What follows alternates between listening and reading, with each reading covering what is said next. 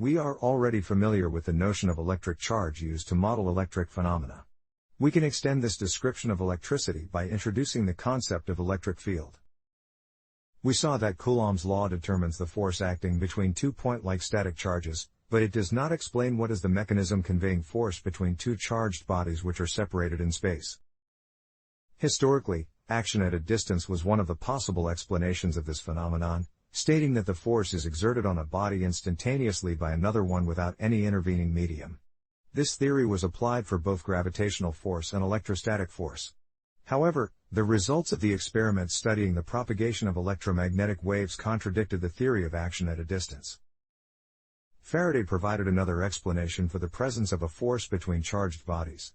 He suggested that an electrically charged body creates an electric field in its vicinity, and this field transforms the geometric space around the charged body to a physical space. For example, let us consider a point charge Q1 which creates an electric field around itself.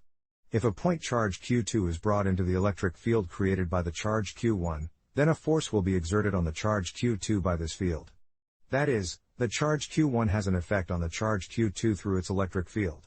Since the charges Q1 and Q2 are opposite charges, the charge Q1 will attract the charge Q2. But Newton's third law states that every action in nature has an equal and opposite reaction. Therefore, the electric field created by the point charge Q2 exerts the same amount of force on the charge Q1 pointing in the opposite direction. That is, the charge Q2 will also attract the charge Q1 with the same force. Generally, if point charges are placed in each other's electric fields, then these fields are the mediators of the interactions between them. It follows from the above considerations that the relationship between electric charge and electric field is twofold. On the one hand, an electric charge creates an electric field, that is, charge is the source of the field. On the other hand, the electric field has an effect on the electric charges placed in the field. Therefore, we have to solve two different problems. The first problem is to give a quantitative description of the electric field created by a given distribution of electric charges. The second problem is to determine the forces acting on electric charges placed in a given electric field. In order to determine the electrostatic field created by an electric charge at rest, we handle the charge Q creating the electric field separately from the charge QP probing or testing the electric field. We call the charge QP test charge and use the subscript P for probe to avoid the usage of the letter T, which normally indicates time dependency. The test charge must be a point charge, that is, it must have a negligible size and volume with respect to the characteristic length scale of the electric field. It is an important requirement, so that we can probe the local properties of the electric field in the point of the test charge instead of measuring the average effects of the field over a greater spatial volume. Here we illustrate this criterion with the inequality stating that the size of the test charge, approximated with a sphere of a diameter of d, is much smaller than the characteristic size L of the electric field. Another requirement for the test charge is that QP must have a negligible amount of charge, so that we could reduce the effect on the electric field due to its presence, which changes the distribution of the charges creating the electric field. This criterion tells us that the charge QP must be much smaller than the net charge Q in the system of charges. We will apply the method with test charges to study the electrostatic field created by a point charge Q. Let us place a series of test charges, denoted by QP1, QP2 and so on, in the position R1 with respect to a reference point O, and determine the electrostatic forces, denoted by F1, F2 and so on, exerted on the test charges by the charge Q. Here we have the point charge Q and we choose a reference point O, which fixes the frame of reference. Then we place the test charge QP1 in the position R1, where the position vector R1 points from the reference point O to the test charge. If we know the position vector O pointing from the charge Q to the test charge QP1, we can compute the force F1 acting on the test charge by applying Coulomb's law. Then we can replace the test charge QP1 with the test charge QP2 and compute the force F2 acting on the test charge. If we perform this procedure with each member of the series of test charges, we can compute the force exerted on each test charge, for example on the test charge QPI.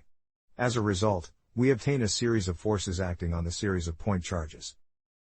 The experiments demonstrate the following relations.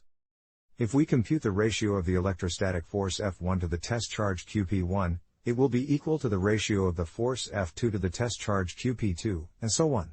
That is, the ratio of any force Fi to the test charge Qpi in the series is equal to all the other ratios calculated for the rest of test charges.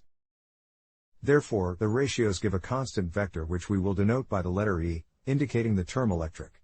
This vector only depends on the position of the test charges but is independent of the test charges themselves. For an arbitrary test charge Qp placed in the point R1, we can express the force F exerted on the test charge by the charge Q, as the product of the charge Qp times the vector E computed in the point R1. We can repeat the experiment by moving the point charges to another position and calculate the forces acting on them. Let us move the series of point charges Qp1, Qp2 and so on to the point R2, where the position vector R2 points from the reference point O to the new location, and determine the forces F1, F2 and so on in the position R2. The experiment demonstrates that the ratios of the force Fi to the test charge Qpi will be equal to each other for all the index I. That is, the ratios are equal to the same vector E determined in the point R2. The vector E is constant for each test charge, and only depends on the location of the test charges determined by the position vector R2. For an arbitrary test charge Qp, we can write that the force F acting on the test charge in the point R2 is equal to Qp times the vector E determined in the point R2.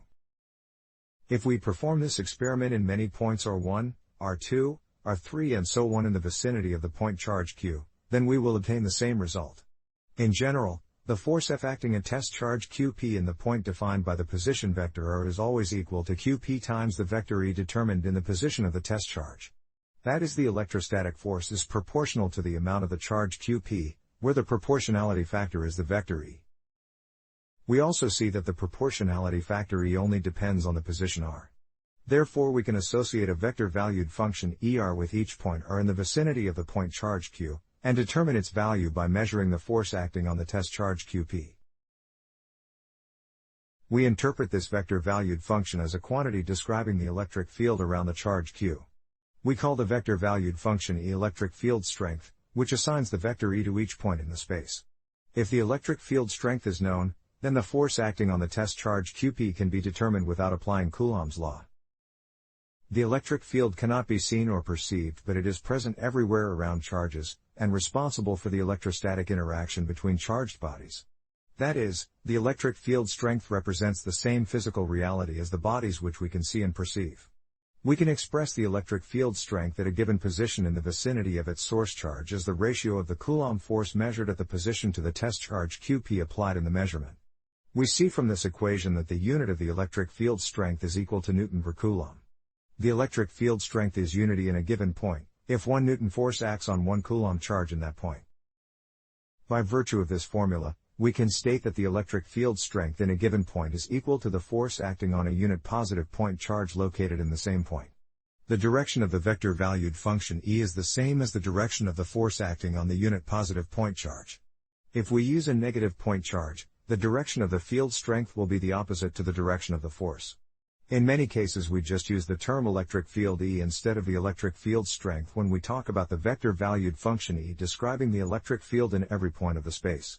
If the direction of the electric field strength is independent from the position, that is, the vector E is constant, then we call it a homogeneous electric field. Otherwise we talk about an inhomogeneous field, and the vector-valued function E determines the variation of the electric field strength in space. We have already applied the principle of superposition for the Coulomb forces acting in a system of point charges. Since the electric field strength is determined by Coulomb's law, we can extend this principle to the electric fields created by a system of point charges. We can state that the net electric field strength of a system of n point charges in a given point is the vector sum of the electric fields E1, E2, ellipsis, En produced in that point by the individual charges in the system. In order to describe the electric field around a point charge or charged body, we introduce the graphical representation of the electric field strength. We have seen that the electric field strength E is a vector-valued function mapping each space point into a vector. Therefore, the electric field E can be represented by an arrow in each point of the field, where the arrow points in the direction of the vector E in a given point, and the length of the arrow indicates the magnitude of the vector E in that point. However, such a representation is not convenient if we want to give a detailed description of the spatial distribution of the electric field. A possible solution to this problem is to represent the electric field by electric field lines or simply field lines. In this graphical representation, The relationship between the field lines and the electric field is the following. The tangent to a field line in any point gives the direction of the electric field E in that point, and the number of the field lines crossing the unit area element perpendicular to them at any point is proportional to the magnitude of the vector E in that point. The orientation of the field lines is indicated by short arrows drawn on the field lines and viewpoints. The graphical representation can also visualize the magnitude of the vector E in a given point by the density of the field lines in the vicinity of that point, which is proportional to the field strength there. The denser the field lines are over an area in the graph, the stronger the magnitude of the electric field is in the space represented by that area. Now we can depict the electric field lines in the vicinity of different distributions of point charges, or charged bodies approximated by point charges. We start with the simplest example, which shows the electric field lines of a point charge or a small charged sphere. Here we can see the field lines around a positive charge and a negative charge. In both cases, the field lines have a radial distribution due to the spherical symmetry of the source of the electric field. For positive charge shown in the left-hand side figure, the field lines are directed outward, which indicates the repulsive force acting on any positive test charge placed near the positive source charge. In the right-hand side figure, the field lines are directed inward, since the negative source charge attracts any positive test charge in its vicinity. The figures also show that the density of the field lines, representing the magnitude of the electric field, decreases with the distance from the source. In the next example, we will study the field lines around two equal but opposite point charges and two equal like point charges. Here we can see the field lines of a positive and a negative charge placed near each other, and here we depict the field lines of two positive charges with the same separation. For opposite charges, the field lines are directed from the positive charge to the negative one, as shown in the left-hand side figure. For like charges, the field lines are directed from the charges and diverge from each other, which we can see in the right-hand side figure. The topology of the electric field lines for two-point charges is more complicated than the one obtained for a single-point charge. In order to draw such a figure, we need to determine the electric field in every point around the point charges and construct the field lines from the direction and the magnitude of the net electric field strength. For a system of charges, we need to use the superposition principle to calculate the net electric field around the system, and then draw the field lines representing the field. In the general case, this is a difficult task. The next example is the visualization of the electric field around charged surfaces, where we depict the electric field line in the vicinity of opposite charges on two plane parallel plates. The photo shows an apparatus with two plates separated by a distance which can be adjusted by turning a screw. This is the cross-sectional view of the two identical plates, where the plate in the left-hand side attained positive charge and the one in the right-hand side has negative charge. The charges are evenly distributed throughout the plates. Since the geometry of the apparatus is symmetric, the electric field lines have also a symmetric distribution around the plates. All the field lines are oriented from the positively charged plate from the negatively charged one. We also see that there is a region between the plates, where the field lines are only slightly bent and almost parallel to each other. If we reduce the distance d between the plates so that it becomes small enough with respect to the linear size L of the plates, then the field lines become parallel to each other and evenly distributed. That is, the electric field strength has the same magnitude and points in the same direction in the whole space between the plates. As a result, we created a uniform or homogeneous electric field between the plates, which are the basic idea of capacitors, as will be discussed in more detail later. In a simple experiment, the electric field lines can also be demonstrated with the distribution of grass seeds floating on castor or mineral oil, if the grass seeds are exposed to a strong electric field. In the first example, we can study the field lines around a point charge. Here a small container is almost completely filled with castor or mineral oil and grass seeds. We connect the metal ring in the figure, or the container in the photo, to the ground, and charge the metal cylinder placed in the middle of the container. Then the electric field created by the charged cylinder polarizes the grass seeds, aligning them in the direction of the electric field lines. In the photo we can see the radially symmetric distribution of the seeds around the charged cylinder, called electrode. In general, an electrode is a conductor which carries electric charge into nonmetallic materials. Here the cylinder and the ring in the figure, or the container in the photo, work as electrodes. In the second example we demonstrate the electric field lines in the vicinity of a pair of opposite charges. Here two metal cylinders are immersed in the oil and charged with opposite charges. The electric field created round the electrodes produces electric field lines connecting them. In the photo the polarized grass seeds are aligned in the direction of the bent electric field lines, which have a symmetric distribution. In the last example we show how to reproduce the cross-sectional distribution of the electric field lines between two plane parallel plates with opposite charges. We can use two metal wires or narrow metal plates as electrodes. If the wires or the plates are immersed in the oil and attain opposite charges, then the electric field aligns the seeds in the direction of the field lines between them. In the photo we can see the grass seeds are arranged in chains along the field lines connecting the electrodes, and these chains are more or less parallel to each other.